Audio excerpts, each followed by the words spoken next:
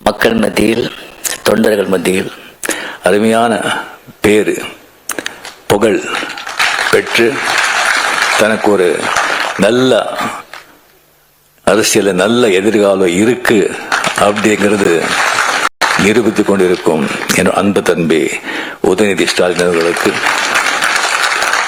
அவர்களே, என்னுடைய அருமை நண்பர், ரொம்ப காலத்து அருமை நண்பர் இந்து ராம் அவர்களே, இந்து பற்றி உங்களுக்கு சொல்ல வேண்டிய அவசியம் இல்லை. ஒரு பாரம்பரியமிக்க ஒரு பத்திரிகை, 100 ஆண்டுகள் மேல ஆயிடுச்சுன்னு நினைக்கிறேன். இந்தியாவிலேயே அந்த ஹிந்து பற்றி தெரியாதவங்க யாருமே இருக்க மாட்டாங்க. ஸோ ஹிந்து பத்திரிகையில் வந்தால் அது சுப்ரீம் கோர்ட் ஜட்ஜ்மெண்ட் மாதிரி. அதில் அவ்வளோதான், வேறு விஷயமே இருக்காது. அந்த ஒரு விஷயத்தை சொல்லும்போது அவர் எவ்வளோ ஆராய்ச்சி செய்து அது போடுறாங்க அப்படின்னு சொன்னால் அது எவ்வளவோ அதை பற்றி நம்ம பேச முடியும். அண்ட் ராம் அவர்கள் அந்த குடும்பத்தை சேர்ந்தவர், அந்த இந்துவுக்கு எடிட்டராகவும் இருந்தவர். அவர் ரொம்ப துணிச்சல் மிக்க மனிதர். ஏவாவேல் அவர்கள் சொன்ன மாதிரி அவருக்குன்னு ஒரு சித்தாந்தம் வச்சு அதை அவருக்கு எதுன்னு சரிப்படுதோ அது யாருக்கும் பயப்படாமல் எப்போவுமே பேசுபவர், எழுதுபவர் ராம் அவர்கள். குண்டத்துறை அடிகளார் அவர்கள் இப்போ தான் நான் முதல் தடவை அவரை நேரடியாக நான் பார்க்குறேன். ஒரு கிராஜுவேட், சரி, அவர் 15 கல்வி நிறுவனங்களை மேல்பார்வையை பார்க்குறாரு. எங்கே ஒரு மழை வந்தாலோ, எங்கே ஒரு நிலசரி வந்தாலோ, மக்கள் கஷ்டப்படும் போது முதல்ல அங்கே போய் நின்றுட்டு உங்களை சேவை செய்கிறாங்க. ஜனங்க சேவையா ஜனார்தன சேவை, அன்பே சிவம் அப்படின்னு சொல்லி மடத்துக்குள்ளே மட்டும் இருக்காம வெளியே மக்களுக்கு ஒரு பணியாற்றுகிறார். அதுக்கப்புறம் ஏவா வேலு, ஏவி விட்டால் தான் எல்லாரும் வேலை செய்கிறாங்க. நான் ஏவி விடாமலே ஒரு வேலை செய்கிறவங்க ஏவா வேலு அப்படின்னு சொல்லி ஒரு வாட்டி கலைஞர் அவர்கள் சொன்னார்கள். அவரை பற்றி நான் அப்புறம் பேசுகிறேன். அதுக்கு ராஜசேகர் அவர்களே, மாண்புமிகு என்னுடைய அருமை நண்பர், மாண்புமிகு தமிழக முதலமைச்சர் மு.க. ஸ்டாலின் அவர்களே, இங்கே வருகை தந்திருக்கும் அமைச்சர் பெருமக்களே, சட்டமன்ற உறுப்பினர்களே, IAS, IPS மற்றும் அறிவார்ந்த மக்களே, இங்கே வந்த பிறகு இப்போதான் ராம் கேட்டார், நீங்கள் பேசுகிறீங்களா அப்படின்னு. என்ன பண்ணுறது, பேசித்தானே ஆகணும் அப்படின்னு சொல்லிடுறேன். இந்த மாதிரி அப்படின்னு சொன்னால் நான் முதல்ல சொல்லியிருப்பேன், நான் பேசியிருக்க மாட்டேன், கொஞ்சம் விட்டுடுங்க அப்படின்னு. ஏன்னா நம்ம எப்போவோ ஒரு வாட்டி நம்ம பேசுறது, அந்த பழக்கம் கூட பேசி பேசி எல்லா பேச்சாளர்கள் தான், அறிவாளர்கள் தான்.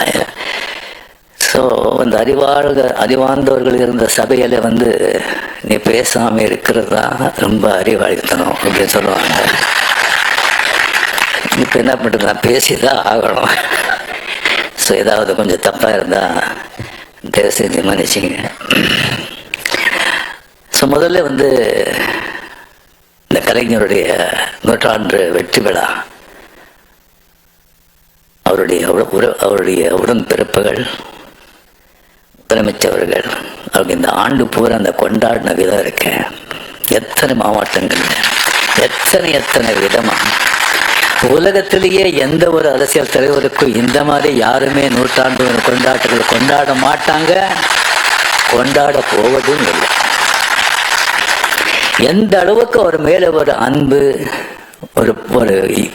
ஒரு பாசம் இருந்தா அது பேசுறவங்களுக்கும் சரி, கேட்கறவங்களுக்கும் சரி, கொஞ்சம் கூட சலிப்பு தட்டாம இன்னும் ராமாயணம், பாரதம், கதை பிரவச்சனம் கேட்கிற மாதிரி ஒரு பக்தர்கள்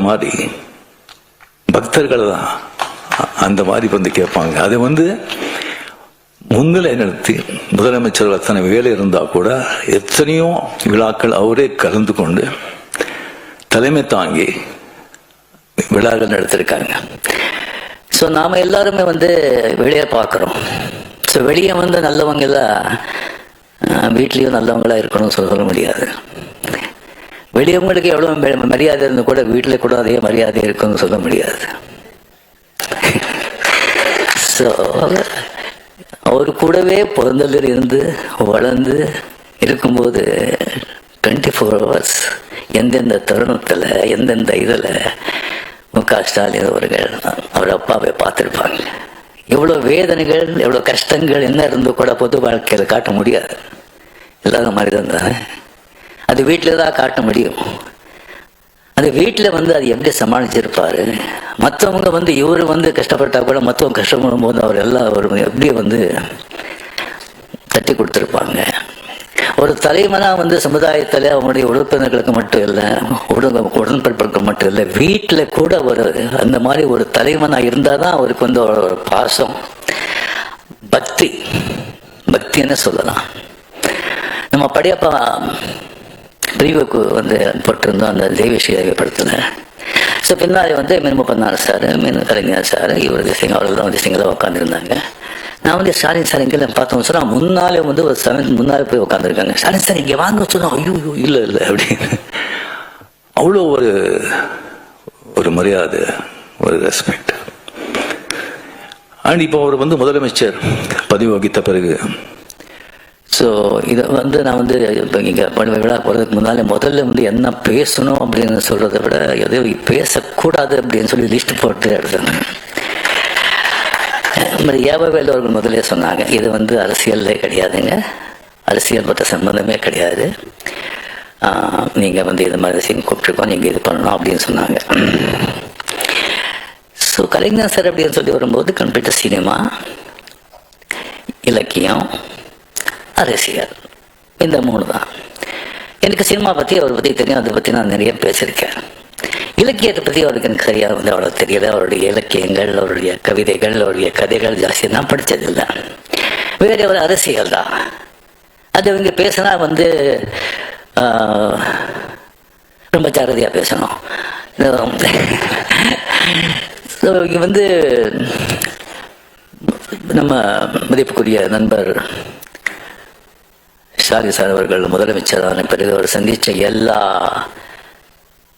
தேர்தல்களையும், பார்லிமெண்ட் தேர்தல் உட்பட மிகப்பெரிய வெற்றி அடைஞ்சதுக்கு அதே சொல்லும் அவருடைய ஆளுமை, அவருடைய உழைப்பு, அவருடைய அந்த அரசியல் ஞானம், அதே அவர்கிட்ட சொல்லும். அவர் ரியலி நீங்கள் எவ்வளவோ நீங்கள் பார்த்துருப்பீங்க. ஒரு ஸ்தாபனை, ஒரு கழக ஒரு பார்ட்டி ஸ்தாபனர் ஆகட்டும், அவர் தலைவர் ஆகட்டும், அவர் மறைஞ்ச பிறகு அதுக்கப்புறம் வர்ற ஒரு சந்தேகம் அது கட்டி காக்குறதுக்கு எவ்வளோ கஷ்டப்படுறாங்க, எத்தனை பேர் ஃபெயில் ஆகிருக்காங்க, எவ்வளோ திண்டாடிட்டு இருக்காங்கன்னு சொல்லி பக்கத்து மாதத்தில் நடக்கிறதெல்லாம் நீங்கள் எல்லாம் கேள்விப்பட்டிருப்பீங்க, பார்த்துட்டு இருப்பீங்க. அது எவ்வளோ சர்வ சாதாரணமாக அவர் செஞ்சுட்டு போயிட்டுருக்கார். அதுக்கு மேலே எனக்கு ரொம்ப ஆச்சரியமான விஷயம், நான் பிரமிப்பு போகிறது அப்படின்னு சொன்னால், எப்போவுமே இந்த ஸ்கூல் டீச்சர் வரும்போது ஸ்கூல் டீச்சருக்கு இந்த நியூ ஸ்டூடெண்ட்ஸுக்கு ப்ராப்ளமே கிடையாது, ஈஸியாக சமாளிச்சிடுவாங்க. இந்த பழைய ஸ்டூடெண்ட்ஸுங்க இருக்க பாருங்க, அவங்கள சமாளிக்கிறது சாதாரண விஷயம் இல்லை. இங்க ஏகப்பட்ட பழைய ஸ்டூடெண்ட்ஸ், நான் அங்கே பார்த்து சொல்றேன், ஏகப்பட்ட பழைய ஸ்டூடெண்ட்ஸ், அது சாதாரணமான பழைய ஸ்டூடெண்ட்ஸ் இல்லை.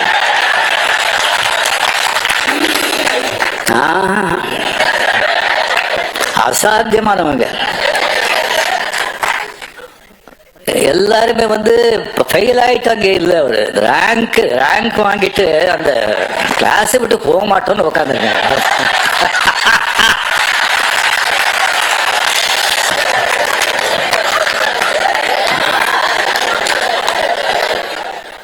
கலைஞர் அவளை தன் சின்ன வயசுல இருந்தெல்லாம் பார்த்து இருக்கவங்க அவங்களெல்லாம் சமாளிக்கிறது சாதாரணங்க.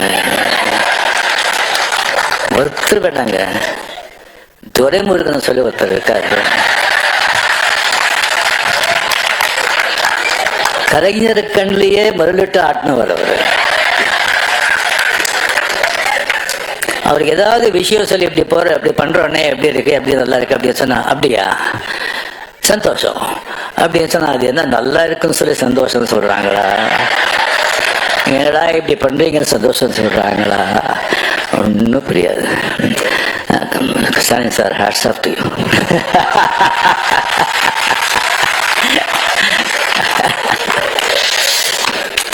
ஸோ இந்த புத்தகத்தை, இந்த அருமையான ஒரு புத்தகத்தை அவர் வெளியிடுறது மிக மிக சந்தோஷம். அது அவர் கையால் இந்த அருமையான புத்தகத்தை நான் வாங்குறதுல நான் பெருமைப்படுறேன். இந்த விழாவின் உண்மையான நாயகர் ஏவா வேலு அவர்கள். எனக்கு அவ்வளோ ஜாஸ்தி அவரை பற்றி தெரியாதுங்க. எனக்கு பிகாஸ் அந்த கலைஞர் கூட ஜாஸ்தி ரொம்ப பழக்கம் இருக்கிறதுனால எனக்கு மதிப்புரிய வீராசாமி அவர்கள், துரைமுருகன் அவர்கள், டிஆர் பாலு அவர்கள், முரசலிமான் அவர்கள், அந்த மாதிரி நான் பழகி மற்றவங்க கிட்ட அவ்வளோ அவ்வளோ பழக்கம் இல்லை, அவ்வளோ எனக்கு தெரியல. ஸோ நம்ம விவரமாக தெரியல. அதுக்கு எப்போ திருவண்ணாமலையில் நம்ம லால் சலாம் அந்த ஷூட்டிங் இருக்க ஒரு 3 வாட்டி அங்கே நான் போயிருந்தேன். அங்கே போகும்போது அவருடைய அந்த காலேஜ் கெஸ்ட் ஹவுஸில் கலைஞரோட தங்கிறதுக்காக ஒரு ஸ்வீட் கட்டிருக்காங்க. சிஎம் போனால் கூட அங்கே தான் தங்குவாங்க. அந்த ஸ்வீட் தான் எனக்கு கொடுத்தாங்க. அங்கே கொடுத்து எனக்கு எப்படி பார்த்துக்கிட்டாங்கன்னு சொன்னால், ஒரு சொந்த பிள்ளை அந்த மாதிரி ஒரு அன்பா அவருடைய பையனையே அங்கே வச்சுட்டு கம்ப்ளீட் அந்த காலேஜ் காலேஜில் எப்படி இருக்குன்னு சொன்னால், மை காட், நீங்கள் யாரும் பார்க்கணும். அவ்வளோ ஒரு க்ளீன், நீட், ஒரு கம்ப்ளீட்டாக ஒரு டிசிப்ளின். அத்தனை ஸ்டூடெண்ட்ஸ் இருப்பாங்க, ஒரு சத்தம் இருக்காரு. அவங்க அத்தனை பேர் இருந்தால் கூட யாருமே தான் இருக்கும்போது ஒருத்தர் கூட டிஸ்டர்ப் பண்ணல. ஃபேன்ஸ் ஆகட்டும், ஸ்டூடெண்ட்ஸ் ஆகட்டும், அவ்வளோ பெரிய ஸ்ட்ரிக்ட் கரெக்டாக. அங்கே ஒரு சமையல்காரர் இருக்காரு, ஒரு மீன் குழம்பு பண்ணார். வாழ்க்கையில் அந்த மாதிரி சாப்பிட்டதே கிடையாதுங்க. இது ஐயா சாப்பிட்றாரு சொன்னா இல்லைங்க, அவர் சாப்பிட மாட்டாரு. அவர் அவர் சாப்பாடு செய்ய பார்த்தா கடும் ஏழையை விட மோசமாக சாப்பிட்றாரு. இல்லை, அதனால தான் உடம்பு நல்லா இருக்கு. ஸோ அந்த மாதிரி அவர் என்னை பார்த்துக்கிட்டு அவர் 2 வாட்டி கிட்ட பார்த்து சிஎம் எல்லாம் தலைவர் கேட்டுகிட்டே இருக்காங்க, எப்படி இருக்கு சார், நல்லா இருக்காரா, கரெக்டாக பார்த்துக்கிறாங்களா அப்படின்னு கேட்டுகிட்டு இருக்காங்க. எல்லாம் சரியாக இருக்கா, என்னங்க இதை விட என்ன வேணும் அப்படின்னு சொல்லி அவருக்கு ஒரு கைமாற நான் என்ன பண்ணுறது அப்படின்னு சொல்லி ஒன்றுமே எனக்கு புரியல. நல்ல வேலை அவர் உங்களை பார்க்கணும் அப்படின்னு சொல்லி வந்தாங்க. நான் ஏதோ ஒரு கல்யாணத்துக்கோ சம்திங் இருக்கோம் சொல்லி வரும்போது இந்த புத்தகத்தை பற்றி சொன்னாங்க. இல்லைன்னா டெஃபினெட்லி நான் கொஞ்சம் விழான்னு சொன்னால் கொஞ்சம் நான் அவாய்ட் பண்ணுவேன். இது மாதிரி சொன்னாங்க. இந்த புத்தகத்தை நான் எழுதியிருக்கேன். அது ரொம்ப நாளாச்சு அது எழுதி. நான் கலைஞர்கிட்ட கேட்டேன், இந்த மாதிரி ஒரு புத்தகம் எழுதியிருக்கேன்னு சொல்லி. யாரு கேட்டு யாருமே எழுதுகிற புக்கும் இருக்கிற ஒரு வேலையே கிடையாதா அப்படின்னு சொன்னாங்க. இல்லை, எழுதிட்ட, நான் ஒரு 3 தலைப்பு இருக்கு, அது தலைப்பு நீங்கள் தான் செலக்ட் பண்ணி கொடுக்கணும் அப்படின்னு. அது கலைஞர் ஒரு அன்னை, அந்த கலைஞர் செலக்ட் பண்ண தலைப்பு கரெக்டான. ஸோ அருமையான ஒரு தலைப்பு. இப்போ எல்லாரும் அந்த மார்க்ஸ் கார்கே ஒரு எழுத்துன அந்த தாய் மதர் அந்த புத்தகத்தை பற்றி எழுத்துனாங்க. அது ஒரு காவியம். அந்த மாதிரி ஒரு புத்தகத்தை அது யாரும் படிக்கிறவங்க படித்தா வாழ்க்கையில மிகப்பெரிய நீங்கள் மிஸ் பண்ணுறீங்க. தயவு செஞ்சு அந்த புத்தகத்தை படிங்க. ஒரு ஆடளித்த வர்க்கத்துக்கும் ஒரு தொழில் வர்க்கத்துக்கும் இருக்கிற போராட்டம், புரட்சி. அந்த பாவேல் அப்படிங்கிற அந்த பையனை அந்த தாய் எப்படியெல்லாம் காப்பாற்றுறா, எப்படியெல்லாம் அவனுடைய புரட்சி போராட்டத்துக்கு உதவி செய்யறா, எவ்வளவு சோதனைகளை சந்திக்கிறா அப்படிங்கறது நீங்க படிச்சா அந்த மாதிரி ஒரு காவியம். ஸோ அதுலதான் கலைஞர் சொல்லியிருக்காரு. அந்த புத்தகத்தை 3 வாட்டி படிக்கும்போது என்னுடைய தாயை நினைச்சு நான் கண்ணீர் விட்டேன் அப்படின்னு. ஸோ அவர் கூட படிப்பு சரியா போகாம போராட்டங்கள், சமூக நீதி, சமூகம் அப்படின்னு சொல்லிட்டு அந்த 13-14 வருஷத்துல இருக்கும்போது அவர் தாய் அவருக்கு எவ்வளவு உதவியா இருந்தாரு அப்படிங்கிறது அவர் அதில் அவர் சொல்லியிருக்காரு. ஸோ இது ஏவா வேலு அவர்கள் கம்ப்ளீட்லி அதை முதல்ல நம்ம நினைவு மட்டத்துக்கு ஸ்டாலின் சார் தான் என்னை கூட்டிகிட்டு போயிருந்தாங்க. அந்த உள்ள நான் போனது கிடையாது. அன்றைக்கி ஃபுல் மூண்டே வேறு. எப்படி கற்றுக்காங்கன்னு சொன்னால், அது ஏவா வேலு அவருடைய அவரோட பார்வையில் வச்சுதான் அது கற்றுக்காங்க சொன்னாங்க. சும்மா தாஜ்மஹால் மாதிரி அதே மாதிரி கலைஞர் சார் பிறந்த அந்த ஊர்லேயே வந்து ஒரு கலைஞர் கோட்டம் சொல்லி அந்த மாதிரி கட்டிருக்காங்கன்னு சொல்லியிருக்காங்க. அதுவும் நான் பார்க்குறேன். எந்த வேலை கொடுத்தாலும் அது வந்து கச்சிதமாக செய்கிற ஒரு ஏவா வேலூர். இந்த புத்தகத்தை முதல்ல நான் பார்த்த உடனே வந்து மிக மிக மிக அருமையாக உள்ளே இருக்கிற பிக்சர்ஸுங்க ஆகட்டும், அந்த பேஜ் ஆகட்டும், புத்தகத்தோட அந்த வடிவாகட்டும். அட் த சேம் டைம் இப்போ வந்து அந்த ஸ்ரீராம் சொன்ன மாதிரி, அடிகால் சொன்ன மாதிரி, அது வந்து அது குரல், அந்த கலைஞர்களுக்கும் அந்த குரல், திருக்குறள் எவ்வளோ பிடிக்கும் அப்படிங்கிறது எல்லாருக்குமே தெரிஞ்சது.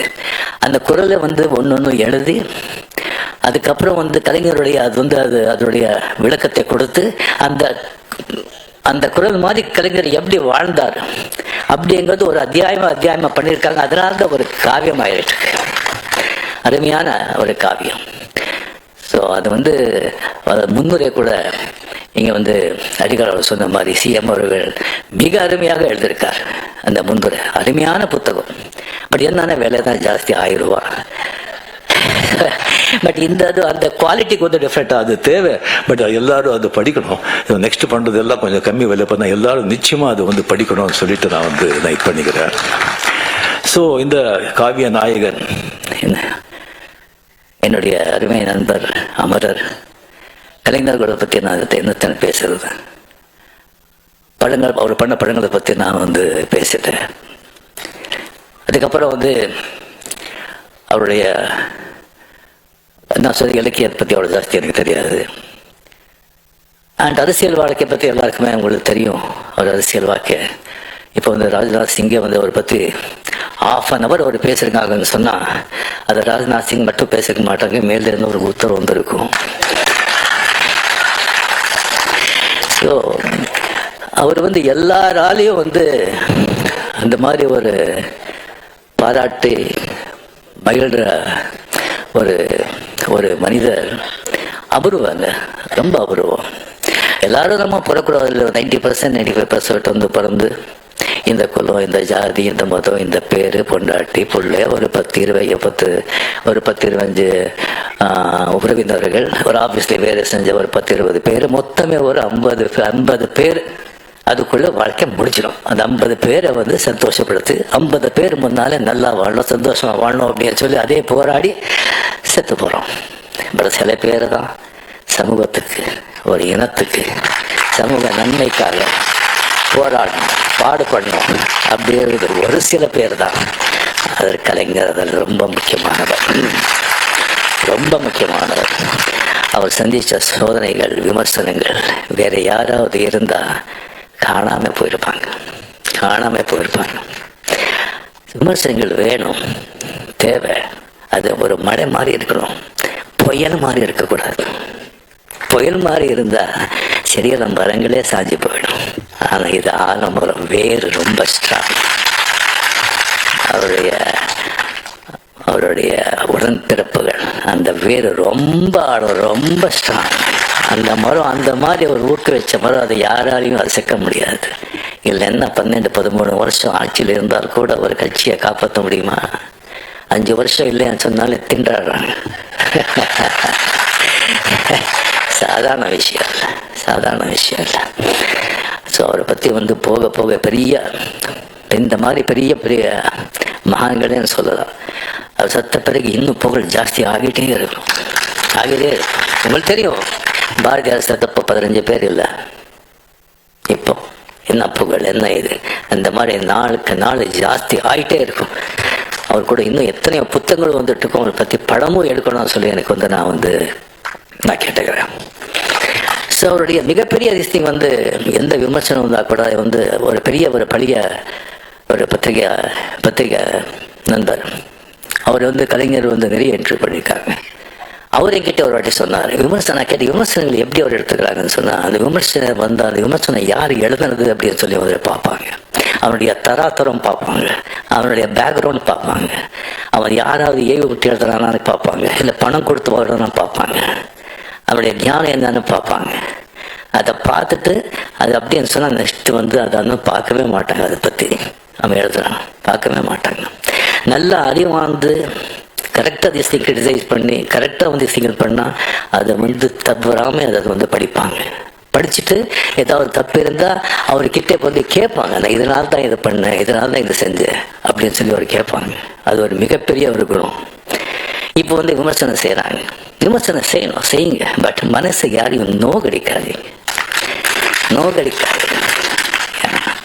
ஸோ இதுக்கப்புறம் வந்து அவர் வந்து ப்ரெஸ்ஸை வந்து சந்திக்கிறது, இப்போ யார் ப்ரெஸ்ஸை சந்திக்கிறாங்க? யாரும் சந்திக்க மாட்டாங்க. அவ்வளோ கஷ்டம், அவ்வளோ ஈஸி இல்லை. பட் ப்ரெஸ்ஸை வந்து பார்த்தா சந்திக்கிறதுக்கு வந்து கலைஞர்களுக்கு வந்து ஒரு யானை கரும்பு மாதிரி ப்ரெஸ்ஸுக்கு பார்த்தாலே போதும், அவர் தெரியாமலே ஒரு சிரிப்பு வர ஒரு கையை தானே. ஈவன் அந்த பத்திரிகையாளர்கள் கூட அது எதிர்கட்சியை வந்து அவரோட ஆள் இருக்கலாம், அவனுக்கு கூட ஏதாவது பதில் கேட்கும்போது அவ்வளோ சந்தோஷமா அதை வந்து அவ்வளோ வந்து ஸ்பான்டேனியஸா, அவ்வளோ ஞானமா, அவ்வளோ வந்து தெளிவா, நக்கலா, எங்க எந்த சொல்லணும் சொல்லிட்டு அப்படி சும்மா சொல்லிட்டு அப்படியே போயிட்டே இருப்பாங்க. அதெல்லாம் வந்து யாருக்கும் அது சர்வ சாதாரணமாக ஒரு விஷயம் இல்லை. அண்ட் பேச்சாளர், எத்தனையோ பேச்சாளர் இருக்காங்க, ஒவ்வொருத்தருக்கும் ஒரு பாணி இருக்கும். சில பேச்செல்லாம் பொதுவாக வந்து இங்கே பேச்சாளர் நல்ல பேச்சாளர் அப்படின்னு சொன்னால் அங்கங்கே கேப் கொடுப்பாங்க, சில இடத்துல அழுத்துவாங்க, சில இடத்துல ரோஷமாக பேசுவாங்க, சில இடத்துல சோகமாக பேசுவாங்க, சில இடத்துல கர்ஜிப்பாங்க. ஆனால் கலைஞருடைய பேச்சு பார்த்தீங்கன்னா சும்மா வீணை மாதிரி ஒரே சுரத்தில் இருக்கும். அங்கே கேட்குறவங்க கிட்ட இருந்துல துள்ளல், சிரிப்பு, கோபம், சோகம் அப்படி வரும். அது பேச்சுடைய அவருடைய திறமை. ஸோ இது அவர்கிட்ட வந்து நடந்தது. அவர் வந்து எப்பவுமே ஒரு சந்தோஷமா பார்க்கும்போது, வாங்க எப்படி இருக்கீங்க, நல்லா இருக்கீங்களா, ஷூட்டிங் எது அப்படின்னு விசாரிப்பாங்க. முதல்ல ஷூட்டிங் எது விசாரிப்பாங்க, ஏன்னா அதுதானே தாய் வீடு.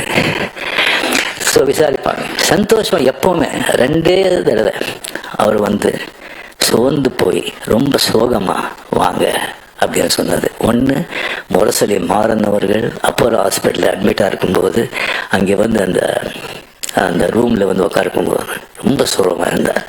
2வது தடவை வந்து செக்ரட்டரியேட்டில் வீரப்பன் ராஜ்குமார் எடுத்துகிட்டு போகும்போது அப்போ வந்து வாங்க, ரொம்ப சோகமாக இருந்தார். இப்படி பண்ணிட்டாரு, என்ன பண்ணுறது அப்படின்னு சொல்லி அந்த 2 டயத்தில் தான் அவர் தான் பார்த்தது. மிச்ச டயத்தில் வந்து அவர் சிஎம்மாக இருந்தாலும் ஒன்று தான், சிஎம் இல்லைன்னாலும் ஒன்று தான். அவர் சிஎம் வந்து எப்படி திருடணும் சொன்னால், வீட்டுக்கு முன்னாடி வந்து நிறைய போலீஸு பாதுகாப்பு இருக்கும், இப்போ சிஎம் இல்லைன்னா எந்த வித்தியாசமும் தெரியாது. சிவாஜி படம் நீங்கள் எல்லாம் வந்து பார்த்துருப்பீங்க. மொத்தம் வந்து அரசியல்வாதிகளை சாடி, அரசியல்வாதிகளை விமர்சனம் பண்ணி, அரசாங்கத்தை விமர்சனம் பண்ணி, லஞ்சத்தை பற்றி சொல்லி அது எடுத்த படம். அது அந்த கதை தெரிஞ்சிருந்தும் சிஎம் அவர்கள் வந்து அந்த படத்தை பார்த்தாங்க. படத்தை பார்த்த பிறகு வைரமுத்து சார், வைரமுத்து அவர் கூட படத்தை பார்த்தாரு. பார்த்த பிறகு வைரமுத்து அவர்கள் சொன்னாங்க, சார் உங்களுக்கு ரொம்ப தைரியம், இந்த மாதிரி படம் எடுத்து சிஎம் பக்கத்துலேயே உட்காந்து பார்க்குறீங்களே அப்படின்னு. படத்தை பார்த்து சிஎம் கலைஞர் அவர்கள் சொன்னாங்க, அப்படியே பார்த்து நமக்கு இதெல்லாம் ஒழிக்கணும், நல்லது பண்ணணும்னு ஆசை அப்படின்னு சொல்லி பெரும் மூச்சு விட்டார். அந்த மூச்சில் பல 1000 விஷயங்கள் இருந்தது. அதுக்கப்புறம் வைரமுத்தவர்கள் சொன்னேன், நான் பார்த்தது முக்கியம் இல்லைங்க, இந்த மாதிரி படத்துக்கு வந்து வெற்றி விழாவுக்கு நான் கலந்துக்கிறேன்னு சொல்லியிருக்காங்க, அது தைரியம். அங்கே வந்து அந்த வெற்றி விழாவில் கலந்து கொண்டு எல்லாரையும் புகழ்ந்து எல்லாருக்கும் கேடியை கொடுத்து அவ்வளோ சந்தோஷப்பட்டாங்க. அவர் வந்து எனக்கு உடம்பு சரியில்லை, அப்போ ஹாஸ்பிட்டலில் திஸ்டிங் இருந்தேன். எந்திரிச்சவர் வந்து கொஞ்சம் மூச்சு திறன் ஹாஸ்பிட்டலில் இருக்கும்போது மார்னிங் நான் பார்க்குறேன், மஞ்சள் தெளி போட்டு அந்த வண்டியில் வந்து அப்படியே நிற்கிறாங்க முன்னால். எனக்கு ஒன்றும் தெரியல. கொஞ்சம் அப்படியே கிட்ட வந்தாங்க. கிட்ட வந்து என் கை பிடிச்சிட்டு கண்ணில் தண்ணி வெளியே வருதுங்க. என்ன பண்ண அவங்களுக்கு எவ்வளோ ஒரு அன்பு பாசம். கொஞ்ச நாள் பிறந்தவங்களுக்கு எது சொன்னால் நீங்கள்லாம் கூடவே இருக்கும் போதெல்லாம் அவங்களுக்கு எப்படி இருக்கணும், உயிரே கொடுத்துடலாம். அவரை கண்ணில் தண்ணி வச்சுட்டு கையில் அப்படியே தடவினாரு. அந்த கை வந்து இந்த பூவை விட அவ்வளோ சாஃப்டாக இருக்குங்க, அவ்வளோ சாஃப்ட். என் வாழ்க்கையிலேயே வந்து அவர் விட்ட அந்த கண்ணீர், அந்த ஸ்பர்ஷம் என்னால் மறக்கவே முடியாது. இந்த மாதிரி ஒரு பெரிய ஒரு மகான் அதை பற்றி பேசிட்டே போகணும். ஸோ அந்த ஒரு அருமையான ஒரு புத்தகத்தை வந்து எனக்கு வந்து அதை வெளியிட்டு அது எனக்கு வாங்குகிற அந்த வாய்ப்பு எனக்கு கொடுத்ததுக்கு ஏவா வேலு அவர்களுக்கு மனமார்ந்த நன்றி, சிஎம் அவர்களுக்கு மனமார்ந்த நன்றியை தெரிவித்துக் கொண்டு என் பேச்சை முடிச்சுக்கிறேன். ஏதாவது தவறாக இருந்தால் செஞ்சு மன்னிச்சிருக்கேன்.